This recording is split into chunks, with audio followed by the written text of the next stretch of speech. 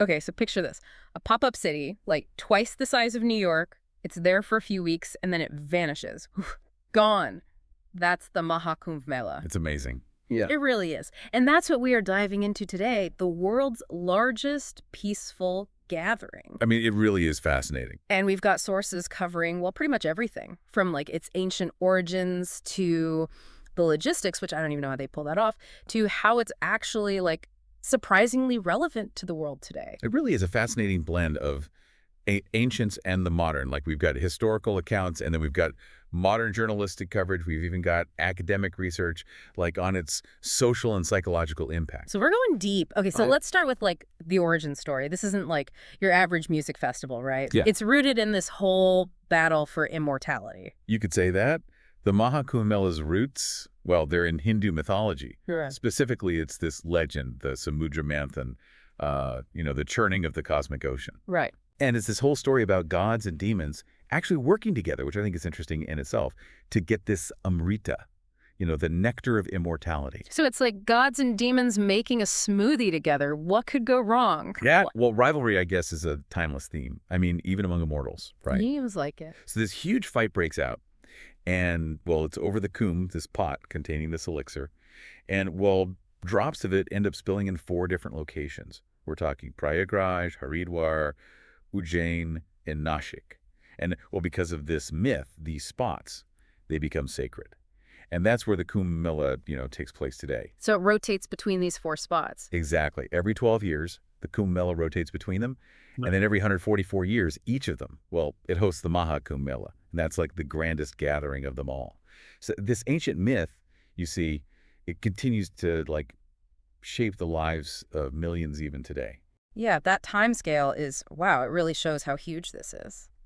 Speaking of huge, how do you even, I don't even know, plan an event for 663 million people? Like, that was the attendance in Prayagraj in 2025, right, for the Maha Kumbh Mela? Yeah, it's mind-boggling. Yeah. Really, it's like building a temporary city.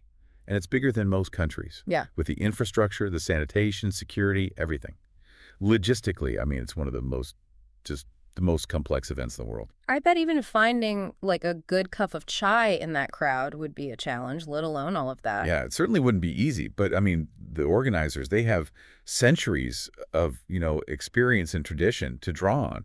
Yeah. And now they're even in recent times, they've brought in modern technology, like AI and GIS mapping. Really? Yeah, to help with crowd control. Wow. So what brings so many people to this? I mean, some people, they might think, oh, it's just a ritual bath. What would you say to them? I'd say it's so much more than that. The ritual bath is symbolic. Yeah. Millions bathe in the sacred rivers during the Kumbh Mela because they believe it cleanses them, washes away their sins. It's about helping them break free from the cycle of reincarnation. And, well, ultimately it helps them attain moksha, which is a concept, kind of like enlightenment. In other traditions, you see it too. Right. So it's like renewal, purification, and connecting to something like bigger than yourself. Precisely. Yeah. It resonates on such a deep level with people, like a universal human desire. Right. To start fresh, to like cleanse the slate, to find meaning. Right. But while that bath is, central, the Kumbh Mela, it's multifaceted. Think of it like a cultural kaleidoscope. You've got everything from like militant monks like Naga sadhus. Oh, wait, hold on. Naga sadhus? Yeah. Who are they? So they're an ascetic order of Shaiva sadhus, and they're known for, well, their intense spiritual practices, and they renounce all worldly possessions. Really fascinating. That sounds intense. Yeah, they're a fascinating part of the whole Kumbh Mela, tapestry. Wow. Okay, so you have these Naga sadhus, and you've got philosophers and these colorful processions and this massive tent city. It's a mix of like old and new, tradition and modernity, but it hasn't always been like smooth sailing, right? I read about this stampede back in 1954. Yeah, the 1954 Kumbh Mela in Prayagraj. It was a real turning point. Tragic stampede. Hundreds of lives were lost. It forced the organizers to completely rethink, crowd management. So it led to some pretty big innovations then. Oh, yeah. Absolutely. It's how they started using technology like the AI and the GIS mapping for crowd control. Hmm. And they started these huge sanitation initiatives, like think the Green Coombe of 2019. Oh, right, yeah. And they were removing 1,200 tons of waste every single day. That's incredible. So they've learned and adapted to make it safer and more sustainable. And speaking of sustainability, maybe this whole like ancient festival has some really good lessons for, the 21st century. I think it does. And it goes beyond just like sustainability. It's a powerful example of like unity, of Hmm. community and resilience. Okay, let's unpack that. First up, unity. Okay, so unity. Think of it like this. The Kumbh Mela, it brings together people from literally every walk of life. You could be a CEO from New York, or you could be a farmer from a tiny village in India. But you're all standing, shoulder to shoulder, sharing this whole experience. We're talking over 150 nationalities represented, at least 20 languages spoken. And everyone is coming together peacefully. It's hard to imagine that happening almost anywhere else. Okay, but let's be real. Millions of people, there's got to be some downsides too, right? Some negative impacts. There have been some concerns. The environmental impact of a gathering this massive, it's a valid concern. I mean, but haven't they taken steps to address that? They have, using, biodegradable materials, the huge waste management operations they have, even constructing like the temporary infrastructure, using sustainable materials. Those are all steps in the right direction. So it sounds like they're really trying to minimize the negatives while, maximizing all the positives. What about the impacts like on people's mental well-being? Well, there's some interesting research on that. Studies have shown that, pilgrims who go to the Kumbh Mela, they say they are happier Hmm. and they feel less lonely after the festival. Yeah, wasn't there a study from Allahabad University with some UK academics? Right. They found that going to the Kumbh Mela had a positive effect on mental well-being, and it fostered this sense of belonging. Yeah, yeah. And what's fascinating is how it ties into, that very human need for connection and Yeah, community. absolutely. It really is a powerful example of how shared experiences, even, in a temporary setting, can have a lasting impact on people's lives. I mean, it goes beyond, individual well-being. The Kumbh Mela also has a huge impact on, like, the local communities. In what way? Well, think about it. It creates these economic opportunities, Mhm. boosts tourism. It helps preserve all these traditional crafts and practices. It can be like a real boost to these ancient cities. I bet. It must be like a real balancing act, though, right? To preserve all the traditions while, dealing with all the demands of the modern world. It's almost like walking a tightrope, isn't it? It is. It's a delicate balance. The organizers are, well, they're more and more aware of that, trying to make sure it stays authentic and sustainable, but also that it's, safe, Yeah. accessible for all the millions who attend. Yeah, that's a huge responsibility. It really makes you wonder, like, how does a festival that's rooted in, ancient mythology stay relevant in the 21st century? I think it speaks to like our human need for connection, Me- for meaning, Yeah. for something, that goes beyond the everyday. In a world that feels more and more divided, I think the Kumbh Mela is this powerful reminder of like our shared humanity. It shows that even though we're all different, we can come together, peacefully Yeah. and celebrate those common bonds. That's a powerful message, especially in today's world. But we've only, like, scratched the surface here, ready to, dive a little deeper. Absolutely. There's so much more to explore. Mm. It really is remarkable how a festival, that's rooted in ancient mythology can have such a tangible impact on the modern world. Yeah, it's like the Kumbh Mela is almost like a microcosm of India itself, this blend of, tradition and modernity, spirituality and practicality. And it's that blend that's exactly what makes it so compelling for, both those who participate and those who observe from, afar. Yeah, for sure. When we talk about the Kumbh Mela, it's easy to just get caught up in the sheer scale of it, right? The millions of people, these huge tent cities. But what about the individual experience? What is it actually like to be there, like amidst all the, chaos and color? Well, there's so many stories. Each one is unique. You have pilgrims who have saved for like years to make this journey, walking miles just to reach these sacred rivers. Then you have families who've been attending the Kumbh Mela for generations, passing down, these traditions and stories. And then you have those who are seeking, spiritual enlightenment, hoping to find meaning and purpose in their lives. It's like this massive temporary community united by a shared purpose. Yeah. And that sense of community is palpable. Yeah. It really is. People from like all walks of life come together. They share food, they share stories, they share experiences. There's just this spirit of, generosity and kindness Yeah. that pervades the entire festival. It reminds me of, those stories you hear about music festivals where like total strangers become like best friends, lifelong friends, bonded by the whole experience of the event. But this is like that on an exponentially larger scale. Absolutely. And you have to remember, for many who go, it's a deeply spiritual experience. They believe that they're washing away their sins. They're connecting with, the divine. And they're taking this significant step in their spiritual journey. Yeah. Some might say that with so many people, the experience would just, I don't know, feel impersonal, almost overwhelming. What would you say to them? I'd say that even amidst, like, all the crowds, there's this sense of intimacy. It's there in the shared smiles and the acts of kindness, in these moments of quiet contemplation by the river. It's a reminder that, even in a crowd of millions, you can still have those moments of, personal connection and spiritual reflection. Right. And it's not just the pilgrims Right. who are transformed by this And experience. absolutely not. No. The Kumbh Mela, it also has this really profound impact on the local communities. Yeah. Like, it creates economic opportunities, it boosts tourism, Yeah. and it helps preserve these, traditional crafts and practices. It's almost like the festival breathes like new life into these ancient cities, brings them, to the world's attention in a way that nothing else could. And that attention can be, a double-edged sword.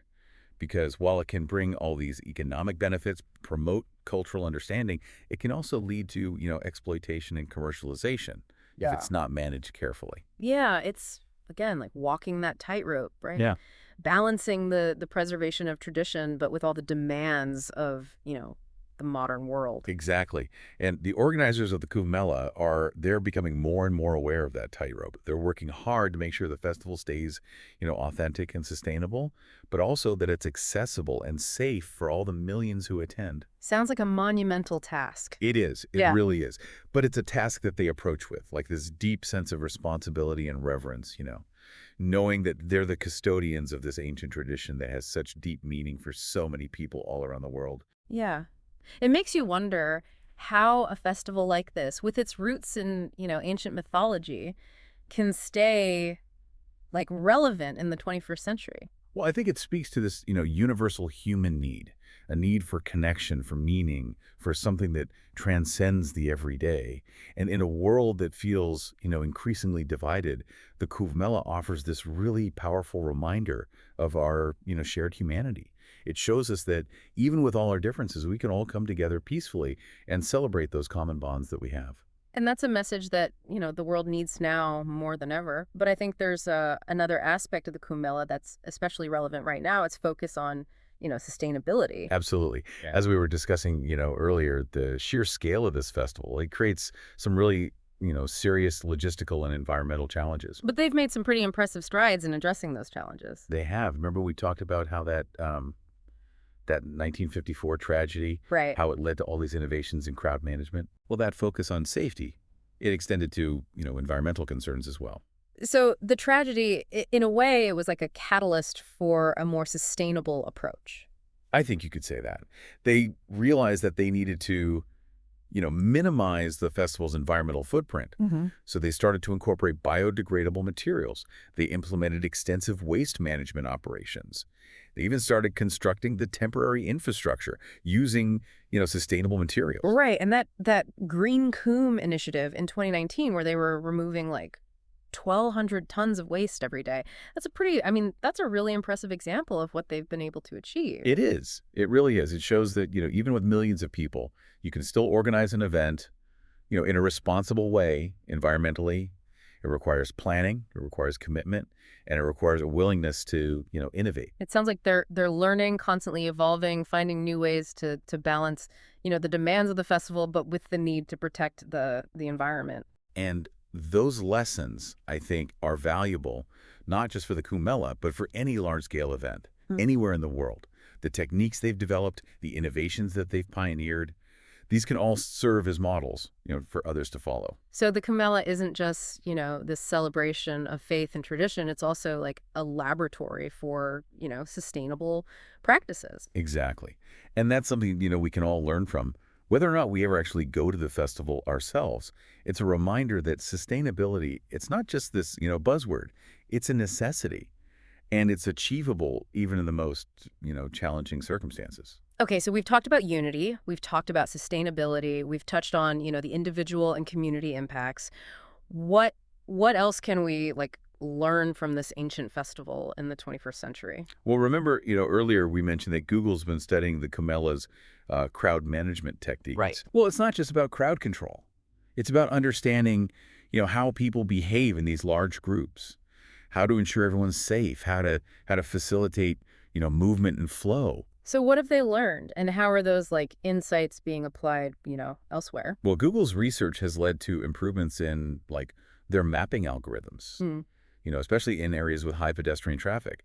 They've been able to like optimize routes, predict congestion points, even provide real-time guidance during big events. So like the Kumbh Mela is helping improve Google Maps. That's kind of amazing. It is. It really is. And it goes beyond Google. The UN, they've also recognized the Kumbh Mela as like a model for cultural sustainability, especially its ability to preserve this intangible cultural heritage, while also adapting to the modern world. So this ancient festival is having like a ripple effect, Yeah. influencing everything from technology to international policy. And that's what's so fascinating about it.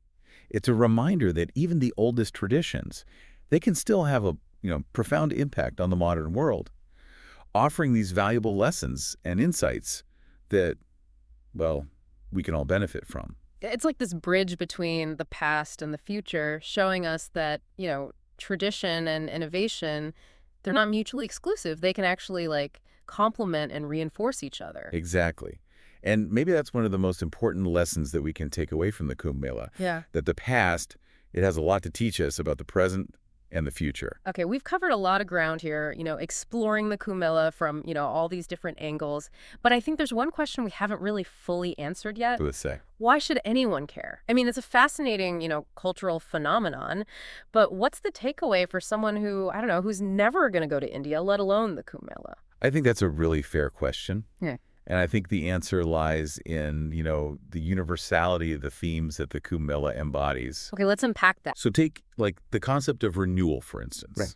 The ritual bath is, it's a physical thing. It's a manifestation of this deeper spiritual desire, this yearning to cleanse yourself, to start fresh. Like hitting the reset button on your life. Yeah, exactly. And that desire for renewal, for, a fresh start, it's something we can all relate to. It doesn't matter, your cultural or religious background. Yeah, we all have those moments where we feel, weighed down by the past, by mistakes, by regrets. We crave that sense of like cleansing, a chance to shed the old and embrace the new. And the Kumbh Mela, it offers this really powerful symbol of that possibility. It shows us that even in the midst of, chaos and complexity, renewal is possible. It's a reminder that we have the power to choose, how we move forward, to let go of what isn't serving us anymore, to embrace the possibility of like transformation. And there's that theme of, unity. The Kumbh Mela is just this testament to the power of shared experience, to bridge divides.